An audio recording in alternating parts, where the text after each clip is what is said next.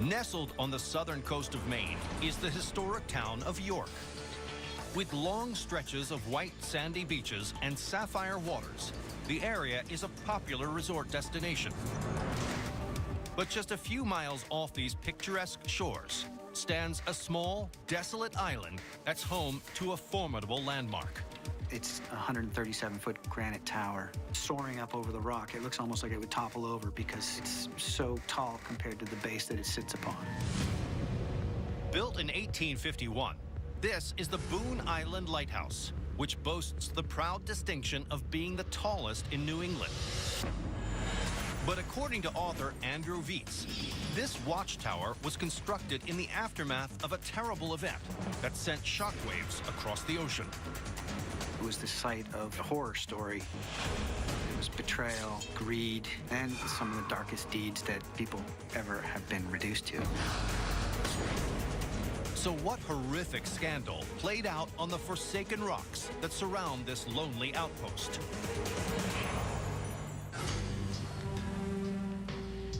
(1711), York, Maine. It's New Year's Day, and on this cold winter morning, the town's coroner is investigating reports that a body has washed up on the beach. And when he locates the corpse, he is horrified by its condition. It's rail-thin, emaciated, and pockmarked with chilblains, which are sores that come about from exposure, from extreme cold. He deduced that this was a shipwreck victim, and he pieced together that he probably came from Boone Island, a #1 hotspot for shipwrecks. The coroner organizes a rescue party to search for survivors. But when the group sets foot on Boone Island, they're met by a desperate sight. They are astonished to see a couple of people waving frantically at them. These men are all in horrible, horrible shape, crawling towards this rescuer, begging him to take them from this horror.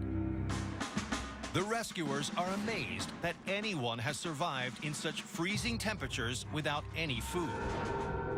Though barely able to, one of the men explains that he is Captain John Dean of the British merchant vessel, the Nottingham Galley. The emaciated men are taken to York, and within a few months make a full recovery.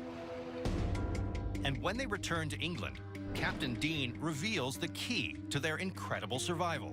He writes a memoir of this shipwreck as he saw it and sort of casts himself as a hero. Dean explains that the boat was sailing from London to Boston when it was swept into a savage nor'easter, which left them shipwrecked on Boone Island for 3 weeks in freezing temperatures without food or water. According to Dean, it was through his brave leadership that most of the crew survived. The captain says he was bandaging their wounds, nursing them back to health as best he could, and explains that he would plunge his hands into the freezing water to pull muscles out for the men. They ate seaweed, and they even ate boot leather. Dean is hailed as a hero and becomes a celebrity of sorts on British shores. But not everyone is enthralled by the commanding officer's valiant story. Captain Dean's memoirs. When his crew members hear his version of the tale, they are horrified. He's saying he made us survive. They are beyond angry, enraged, really. They call him a liar and a scoundrel. All lies, all of this. So is Captain Dean telling the truth about what really happened on Boone Island?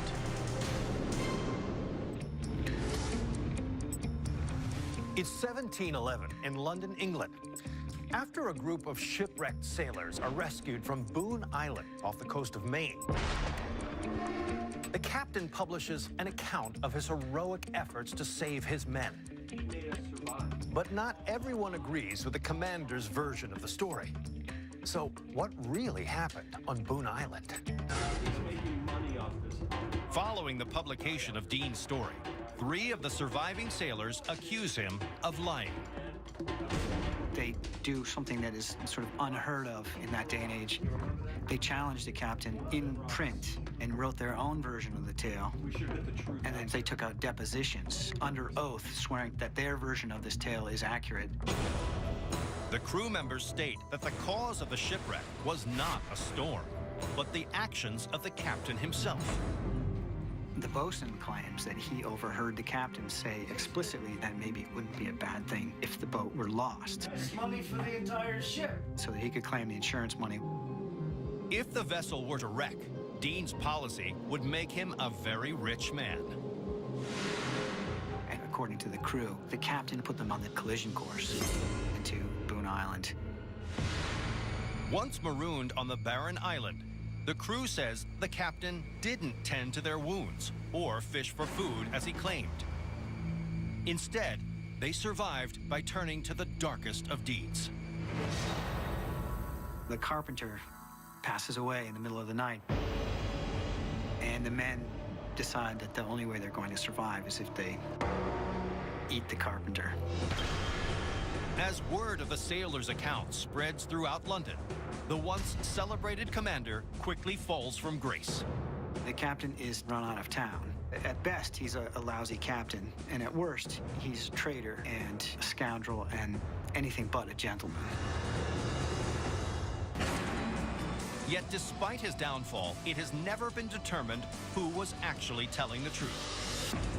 Today, this historic lighthouse warns passing ships about the treacherous tides surrounding Boone Island and endures as a stark reminder of a haunting tragedy at sea. 1917, Minneapolis, Minnesota. Wilbur Fauché has climbed from humble roots to become the owner of a burgeoning utilities empire.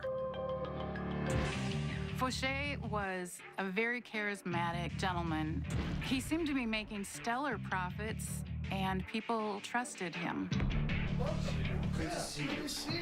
Fauché's firm continues to expand thanks to an aggressive direct mail and newspaper advertising campaign.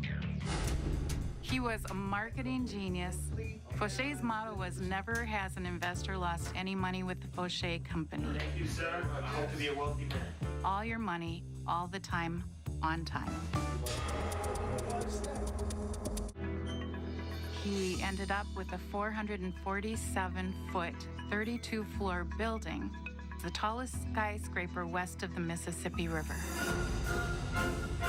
In August 1929, Fauché stages a grand dedication ceremony for 25,000 invited guests. The elaborate three-day affair includes burlesque dancers, fireworks, and lavish parades.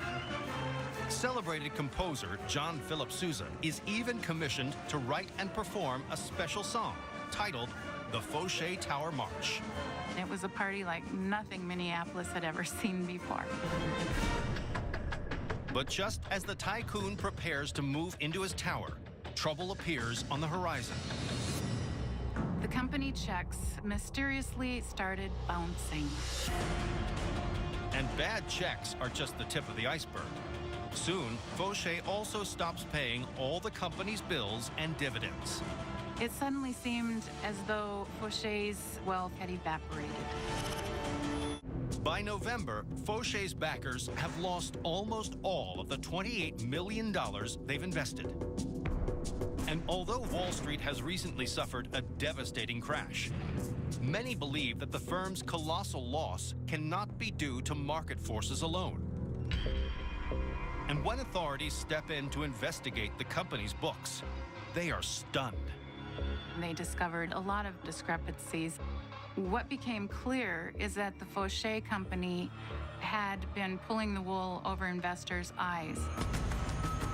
With evidence of misdeeds mounting, Wilbur Fauché is charged with fraud. And in 1931, he stands trial at the Minneapolis Federal Courthouse. Testimony reveals that he has been manipulating his accounts to make it look as if the business was making a profit, when in fact, it was incurring a huge loss. This practice made the company look extremely successful. $100,000, triple that, quadruple it. By selling stock to new shareholders based on the inflated value, the utilities magnate was able to pay handsome dividends to earlier investors. He was robbing Peter to pay Paul, and was basically running a Ponzi scheme.